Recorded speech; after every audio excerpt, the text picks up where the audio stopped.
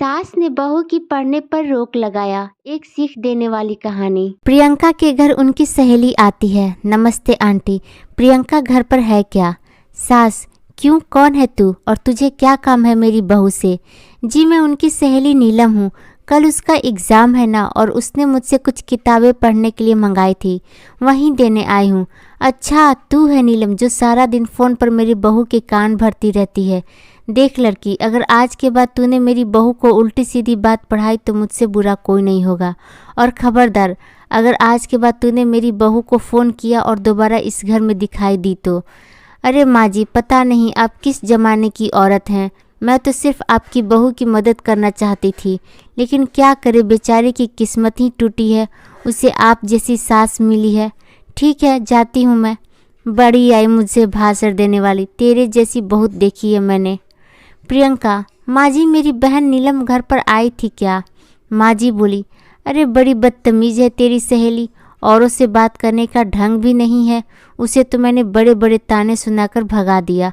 Doctor बहू, अरे भगवान, अब क्या होगा, कल मेरा एग्ज़ाम है। सास कोकिला, अरे तेरी यह बेकार की पढ़ाई में क्या रखा है? बड़ी आई डॉक्टर बनने, चुपचाप घर के कामों में ध्यान दे। सास कोकिला, कल मेरी कुछ सहेलियां घर पर आ रही हैं, इनकी खातिरदारी में कोई कमी नहीं रहनी चाहिए। बहू, जी माँ जी। प्रियंका के साथ मुंह फुलाकर वहां से चली जाती है। अगले दिन का पूरा समय प्रियंका का सास की सहेलियों की खातिरदारी में और घर के काम में बीत जाता है, और प्रियंका एग्ज़ाम नहीं दे पाती है। उस रात प्रियंका अपने पति करण को सारी बात बताती है। करण, अब क्या बोलूँ, यह माँ भी ना, कोई बात नहीं, और तुम अपना मूड ठीक कर लो, अगली बार अच्छे से ठीक से पढ़ाई करना। भारती, कुछ दिनों के बाद बाहर से आवाज़ आती है, अरे कोकिला बहन, घर में प्रियंका है? कोकिला, क्या हुआ भारती, तू इस तरह लंगड़ा क्यों रही है? भारती, अरे क्या बताऊं कोकिला बहन, सीढ़ियाँ उतरते वक्त मेरा पैर फिसल गया और पैर में सूजन आ गई, इसलिए तेरी बहू से दवा पानी कराने आई हूँ। कोकिला, मेरी समझ में नहीं आता लोग छोटी छोटी बातों को लेकर डॉक्टर के पास क्यों जाते हैं। अरे तेरा पैर मुड़ गया है, बस ला अभी तेरे पैर को मैं ठीक कर देती हूँ, दिखा तेरा पैर। कोकिला भारती का पैर पकड़कर जोर से खींचती है। भारती, मर गई रे, ऐसा बोलकर जोर से चीखती है। कोकिला, अरे क्या हुआ, आराम मिला? एक तो मेरा पैर पहले से मचका हुआ है, कहीं ऐसा ना हो कि ज़्यादा मचकोड़ हो जावे, रहने दे तू, अब मैं चलती हूँ। और वो चली जाती है। थोड़ी देर के बाद प्रियंका घर आती है। माँ जी, अरे कहाँ मर गई थी सुबह से? प्रियंका, माँ जी मैं अपनी किताबें लेने गई थी। प्रियंका अपने कमरे में चली जाती है। माँ जी, अच्छा, इन किताबों ने इनका दिमाग ख़राब कर रखा है, ये किताबें ही सारी मुसीबत की जड़ हैं। थोड़ी देर में ही वहाँ पेपर पस्ती लेने वाला और खाली बोतल लेने वाला चिल्लाता हुआ गुजर रहा होता है। सास ने बहू की सारी किताबें पेपर वालों को दी।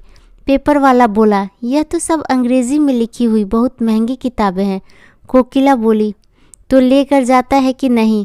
वैसे पेपर वाला सब किताबें लेकर चला जाता है। प्रियंका को जब इस बात का पता चलता है तो वह बहुत दुखी होती है और अपनी पढ़ाई पूरी करने के लिए लाइब्रेरी में पढ़ने के लिए जाने लगती है। कुछ दिनों बाद सास कहती है, अरे मर गई रे बाप। सास को बहुत दर्द होता है और वो चीखने लगती है, उसको सहा नहीं जाता। बेटा करण, क्या हुआ माँ, तुम्हारी तबीयत बिगड़ती जा रही है, वह बंगाली बाबा की दवाई नहीं लाई? माँ कोकिला, अरे नाम मत ले उस ठगी का, वह खुद का उपचार ही नहीं कर सकता तो मेरा क्या खाक करेगा। बेटा करण, बेटा ठीक है ना, मैं प्रियंका को फ़ोन करके बुलाता हूँ। प्रियंका लाइब्रेरी में बैठे हुए पढ़ रही होती है, तभी उनके पति करण का फ़ोन आता है। प्रियंका, जी बोलिए जी। करण, माँ की तबीयत ठीक नहीं है, जल्दी घर पर आ जाओ। प्रियंका, जी मैं अभी आती हूँ। थोड़ी देर बाद प्रियंका घर पहुँचती है और कहती है, क्या हुआ माँ जी? माँ जी, हाँ बहुत बड़ा बुखार है। प्रियंका, फ़िक्र न करो माँ जी, आप मुझे एक बार चेकअप करने दीजिए, सब ठीक हो जाएगा। माँ जी, अच्छा ठीक है बहू, जैसी तेरी मर्जी। प्रियंका कोकिला का चेकअप करती है। फिक्र न करें माँ जी, आपकी बीमारी समय रहते पता चल गई है, ठीक हो जाएंगी। अगर थोड़े दिन गुजर जाते तो इन्फेक्शन ज़्यादा फैल जाता और लेने के देने पड़ जाते। प्रियंका अपनी सास को एक इंजेक्शन लगा देती है और कुछ खुद दवाइयाँ खाने के लिए दे देती हैं। प्रियंका, अब आप एकदम ठीक हो जाएंगी। कुछ दिनों बाद कोकिला पूरी तरह ठीक हो जाती है।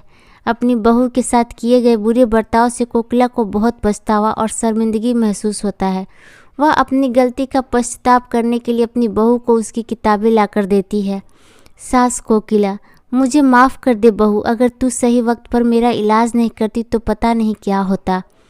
माँ जी, आप एक ऐसी बातें कर रही हैं, मैंने जो किया वह तो बहू होने के नाते मेरा फ़र्ज़ था।